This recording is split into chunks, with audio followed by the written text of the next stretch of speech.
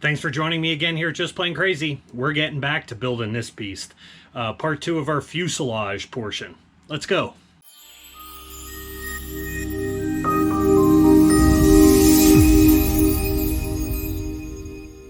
The next section we're going to work on a couple things. What we've been working on off camera is getting all of this sanded, shimmed, to have a nice fit up through the center wing joiner and make sure everything lines up. As you can see, that's all pretty dead nuts on there. This took a good bit. So what I did is I left the bottom of the wing open. I didn't finish the bottom of the top wing so I could get in there and work at it. What's supposed to hold this wing on are flying wires, and I don't know if I like that. So there's two options. Drill here up through into the spar and then put an insert, and then I could thread nylons up into there. Or since I left the bays open on the bottom in there, I can put in some hardened dowels that come down, blocks, and put a blind nut in the back side of one, and then I could just thread a bolt in there and a bolt in there, and I kind of like that idea.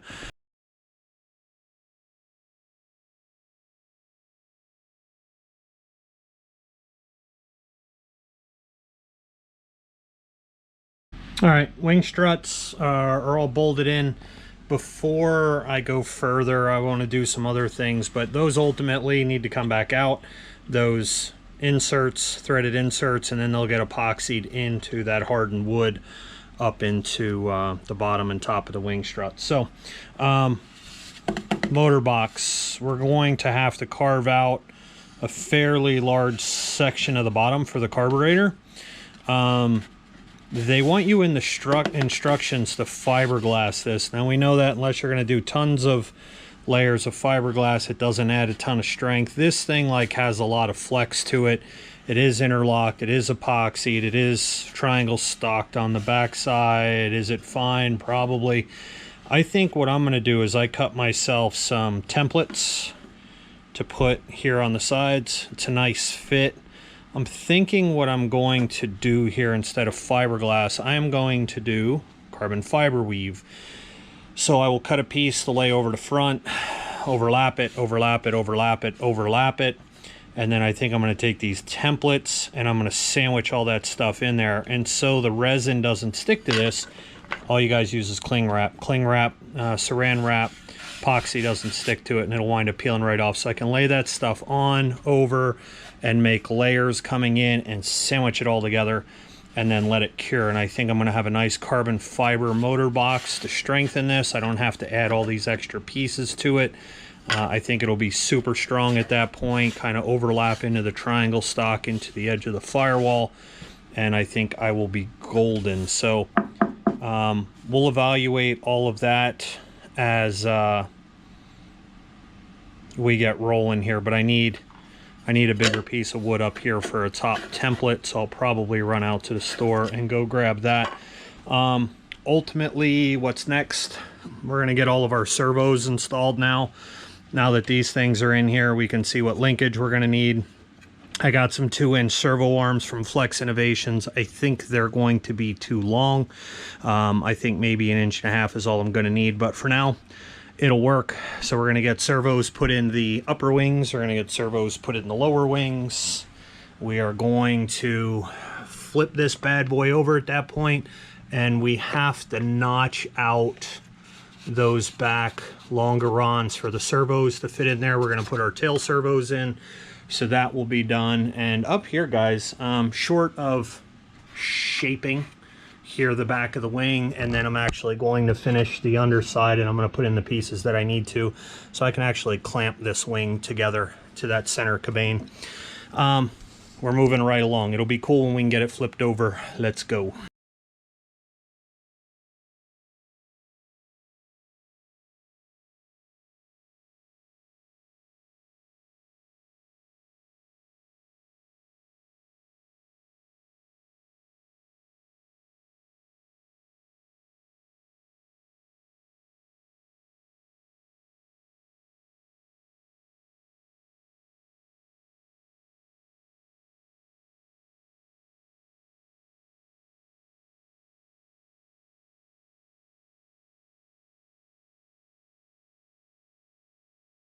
This is the other item right now of concern with the wing struts in, is I have this, and I know exactly why that is. That center cabane is bigger than the wing tube that goes in there. I have this much tube left over, and those rings, it just shows you sticking against the center cabane. I'll show you when I get it off. Those rings got to go over this, and this has to go in the center cabane, almost like you're going to create a pipe on the inside. But that center cabane is only this big, but that is going to act as a spacer and keep it there. Otherwise, we're going to break the wing strut. So in order to keep this all jiving together and not moving around, we're going to have to pull this apart and pull them rings off of here, and we already glued them on there. So let's see what we can do there. All right, so check it out. Wings are off. What I did when I built this wing is I left that wing tube sit out a little bit. My thought was that this thing, it would give it a shoulder for this to ride on, because they don't really show you what the purpose of this is. But so anyway, we're gonna have to, now that I got these rings off, little heat that goes a long way, we're gonna sand that flush, so that way it looks like this. And then up here, let me show you what's going on with this. So this goes through this, and see, this is why we have that. All right, so we got the rings off of there. That's sanded down. I've added some hardwood blocks in here, and as you can see, I drew a guide path. This pin is not straight in. It is tapered in like this. So in order to have support, they give you these. Again, none of this is in the instructions, so you got to kind of figure things out as you go. So these things will get epoxied down in there, and then the pin will actually ride in those for support. So we put in the blocks, we've drilled those out, we have this ready. That's going to go up here, and then we have this thing that needs to get epoxied. As small as that is, it looks like a ring on your finger. That thing needs to go there, and then both of these sides need to get epoxied in. So we're going to put all of that epoxy on. We'll do a slow cure epoxy, probably an overnight kind of deal, and we're going to put the wings back on the wing struts, and we're going to let it all sit. So that way everything kind of fully cures as we go, and nothing dries too quick on me. So anyway, let's get going.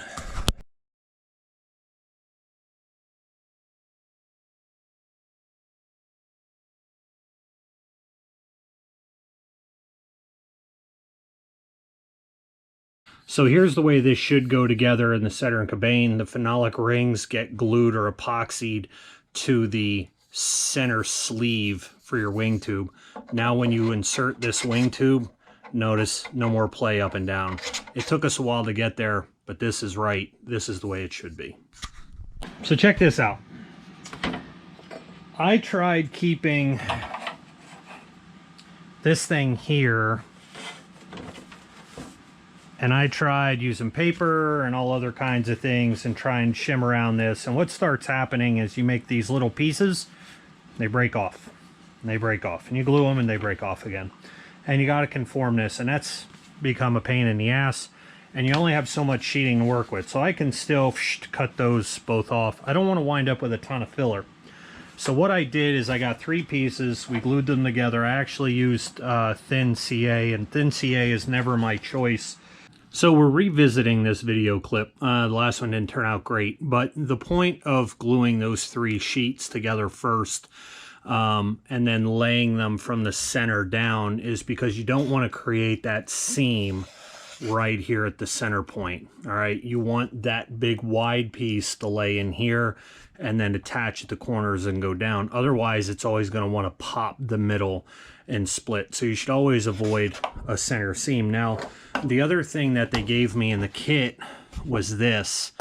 They really don't tell you if this is for aileron hatch covers or if this is the piece they want you to put over the top so you could screw it down here. Either way, I don't know what I'll do with this, if anything, but the sheeting turned out pretty good using this method. Lay this piece in first, notch these out as needed to drop the center cabane down in there, and then you'll see shortly how we filled that in with Bondo. So turned out really good.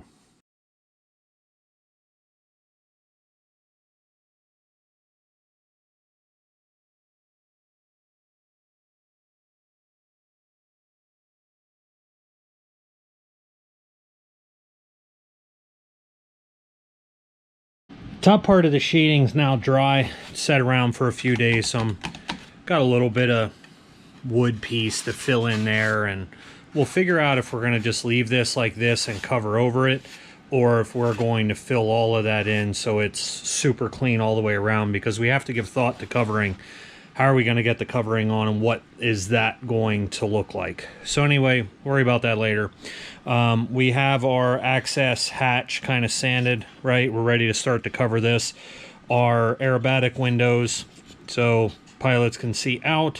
For ground reference, they're framed out. We're going to sheet over all of this. We have some sanding to do on the fuselage, but what I'm going to do is I'm going to get the big sheeting here done. Down to this point, we're going to pull the wings off, and then once the sheeting is pretty much done, we're going to pull off the wings, the stabs, the fuselage, flip it over, finish the bottom, and then once the bottom is done, we're going to start to carve out that bad boy so we can get our engine mounted. But otherwise, make sure all your glue is out of here.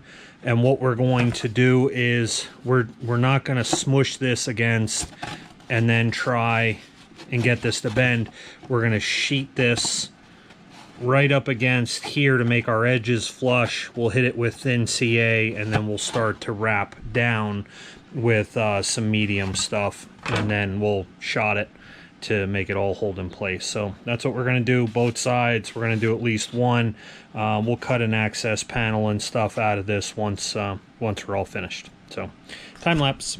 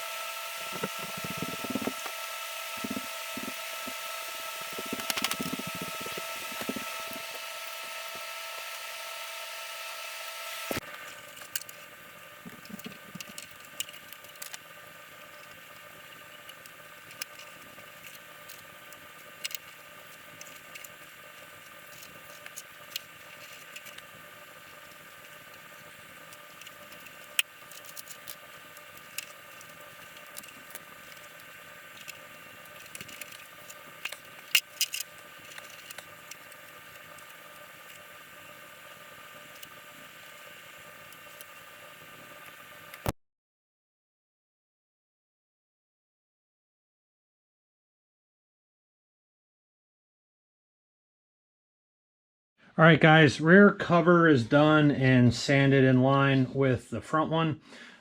This thing is used to access your pull cables, mainly your elevator servos, stuff like that.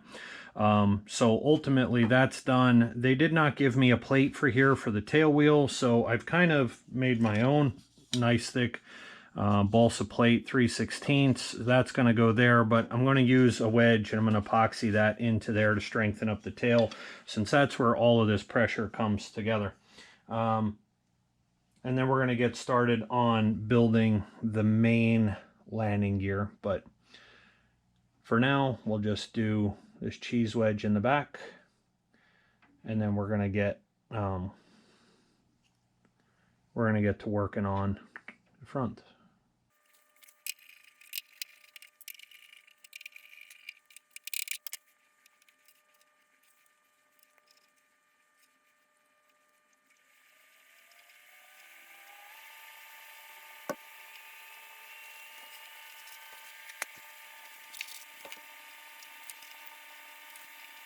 Now we're going to go ahead and put in the supports for the landing gear.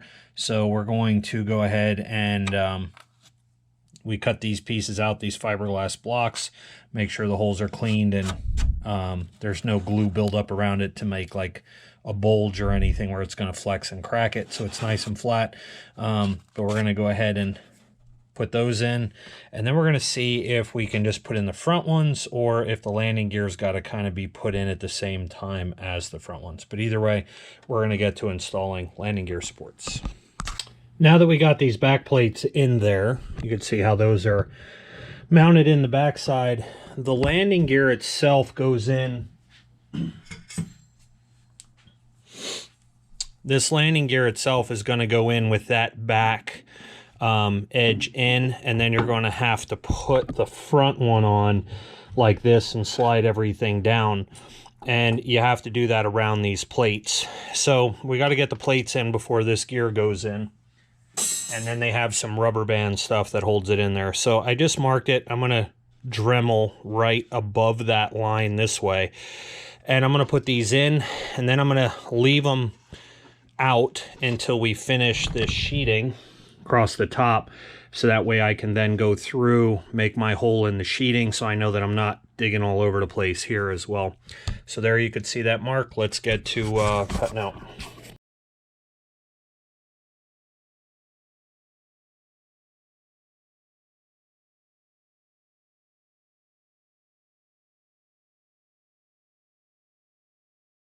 Got to put in this spring bolt, if you will. I don't know what you want to call it. This is where all the bungee gets wrapped around to go to the gear to support the springiness in it. Bolt goes through, big washer there. Don't forget your aluminum spacer, back plate washer, front plate washer. That'll keep all that bungee wrapped up in there, and then that comes around and goes to your gear. These plates, I'm not going to blind nut this. I can get into here from there if I need to. Plus, this whole panel is sheeted tin that they give you with this kit. So this thing here will go this way. I'm just going to go ahead and fasten this with the 4mm bolts they give you, and then just use washers and lock nuts on the bottom. And then also I don't have to worry about any of that blind nut stuff falling out, or, you know, those things eventually coming loose. Lock nuts are always better. So that's what we're going to do.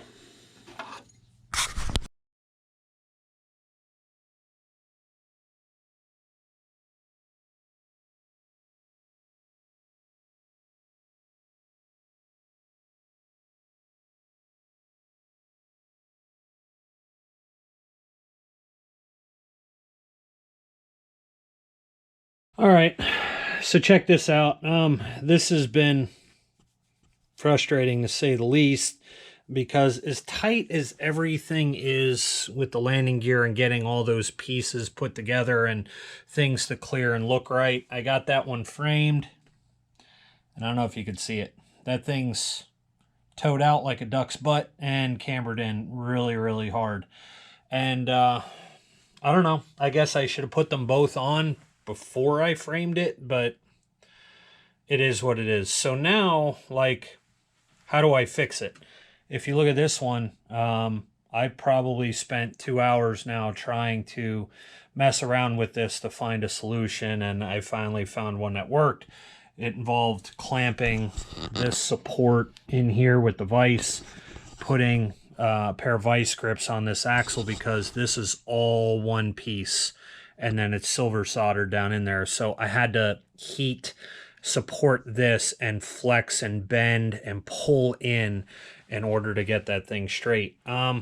Bigger problem now is that obviously this one's wood framed. Yay. No. So I don't know.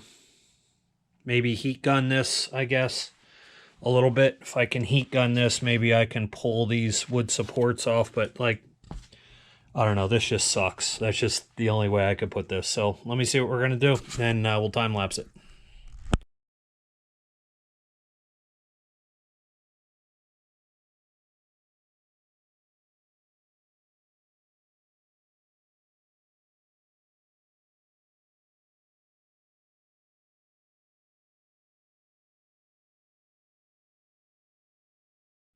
All right, guys, and there you have it. Everything is, let me take you around here, pretty straight and cambered the right way.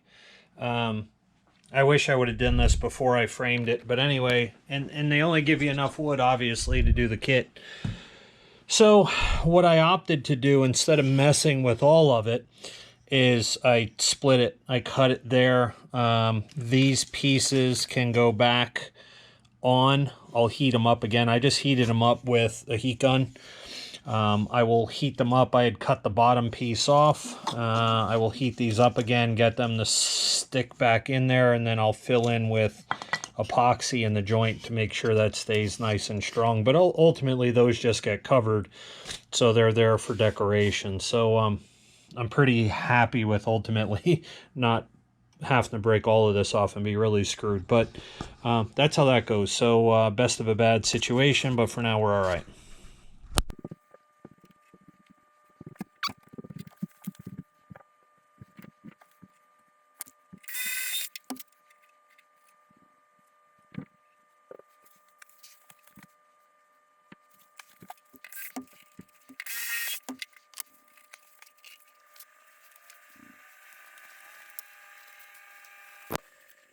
So in this step, we're going to add in a little bit of Vaseline onto the threads that go into the blind nuts because we need to get those bolts back out. But we want to make sure that these blind nuts do not pull out of the back side of that bracket or that brace on the inside of the plane. So they need to be epoxied in there really, really well. The tail wheel of this plane will be super strong to endure any hard landings. But always make sure that those blind nuts don't pop out. That'll make your life miserable.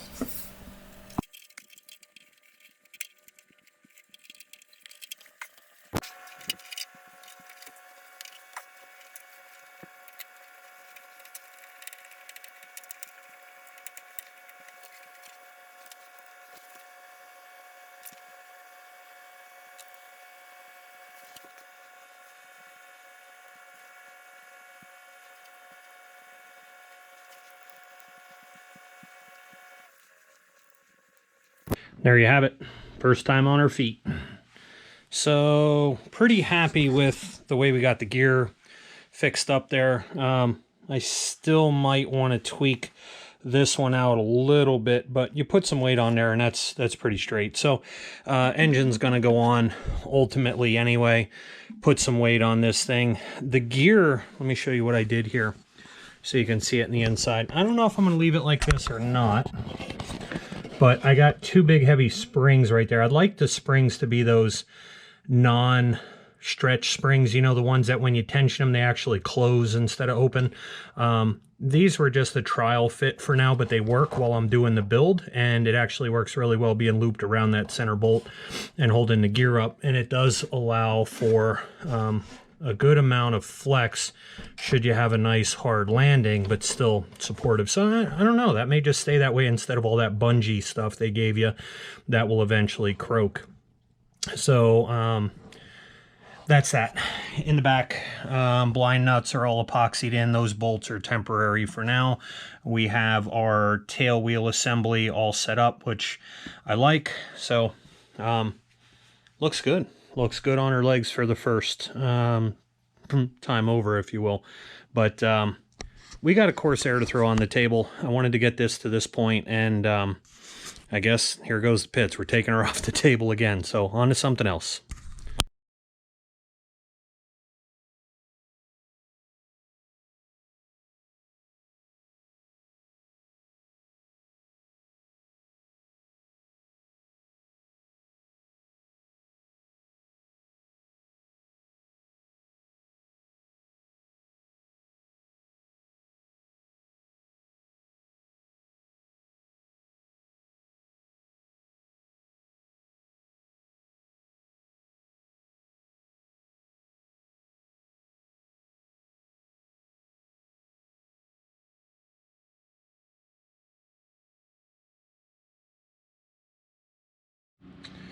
All right, as we move on to doing the canopy, they give you this fiberglass piece, and they want you to hold this thing down all the way around the plane with like 400 screws. My buddy John's Pits, the bigger version, actually has a really nice framework that goes around this to support it, and then that'll help with the canopy on the top. So what I'm going to do is I got some balsa ply.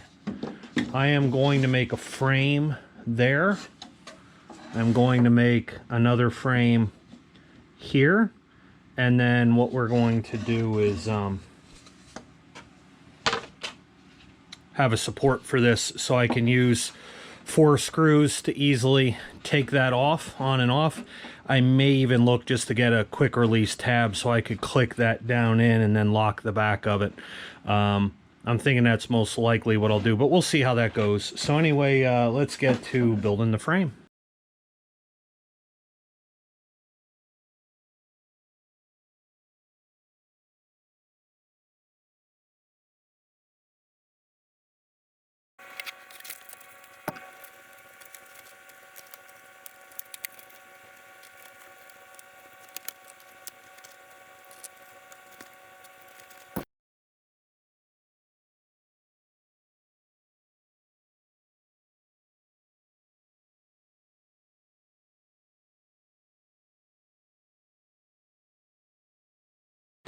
We're going to start to mold our canopy here and make this fit. Now, in the instructions, again, it shows that the canopy goes over this piece and gets cut and then attached to there. I actually think this thing fits much better and actually looks cleaner in the top of the canopy like that. And then I can attach the canopy to this piece and then this piece down, and as the wind rolls over it, it'll hit the canopy and go up. So it seems to make more sense to me. But what we're going to do before we mess around with that a whole lot is we're going to go ahead and start to cut out the back of the canopy, and I need to get this thing to start to lay on here and see what that looks like. So time lapse. All right, there's our framework, and the canopy is laid in there. The hatch that I made, the framework, is laid in there perfectly. And the way that I measure that out to make sure it's spaced evenly all the way around is by using a machinist rule with a slide. So it's pretty easy. You don't even need to measure. Just touch that in there and then make sure it's the same all the way around, as well as in the front. So I know this thing's centered. So what we're going to do now, from the inside, so the top looking down, I'm going to lay in some epoxy, and I didn't put it between the wood and here just simply because I didn't want it to be running all over the outside of this thing. I wanted to keep it fairly clean. So what I'm going to do now is just get some thick epoxy, and we're going to squeeze it in there, and we'll let the framework sit overnight. There you can see our rudder adapter plate, because we didn't want to use a large servo. We could still use a standard size and still get 600 inch-ounces of torque. But my buddy from Donnie from Sky Monkey RC, you could see the cool logo he etched into there. But he made plates for me with his laser cutter. I love it. Love it, love it. All right, now we're going to go ahead and we're going to fill in these areas. One of the things that I want to do is just leave holes so I can get those bolts should I ever need to check them for tightness. So I got some heat shrink tube, and I shrank it down just to keep the heads of the bolts clean. So we're going to put that stuff right in there, and that should work just fine. Now we're going to go ahead and take tape just to keep some of the mess down.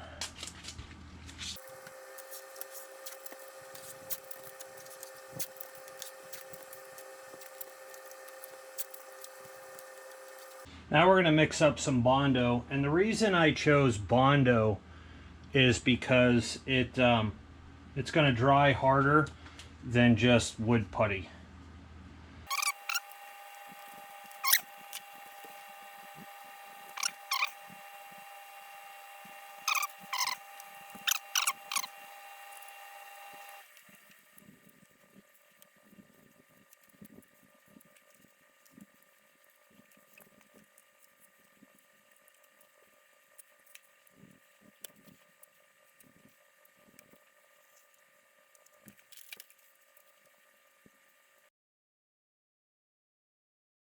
So now we're going to make the cover pieces for the pull rudder and the elevator so we could have openings, because you just can't make a hole in the covering, so you have to have a wood backer.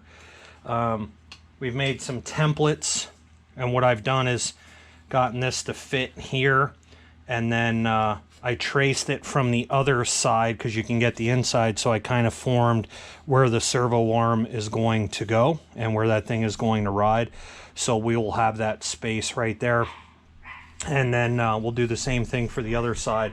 For the backing, the top edge has something to push on, the bottom edge does not, so that doesn't cave in. Just some really light balsa will go right there. That will be my backer that you will never see for this. That way everything's nice and strong, so I could push on there with the covering and I know it's not going to go anywhere.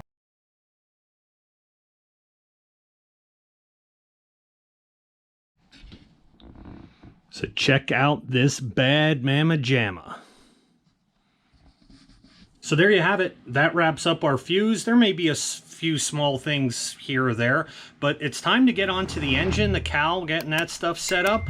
And I'm going to show you guys how I do that, plus how I dealt with this troublesome exhaust. So with that being said, I'm Brendan. This is Just Plain Crazy. You're just plain crazy for always hanging out and watching. I appreciate every one of you. Don't forget to check us out on the official Facebook and Instagram Just Plain Crazy pages. Shameless plug. Like, share, subscribe, all that cool stuff. Smash that bad boy. It helps us out a lot. If you're going to hit this one, make sure you do that thing twice for me. With that being said, I hope you continue to join us on the rest of this EMHW 47% pit special build. With that being said, I wish you guys happy flights. Peace out.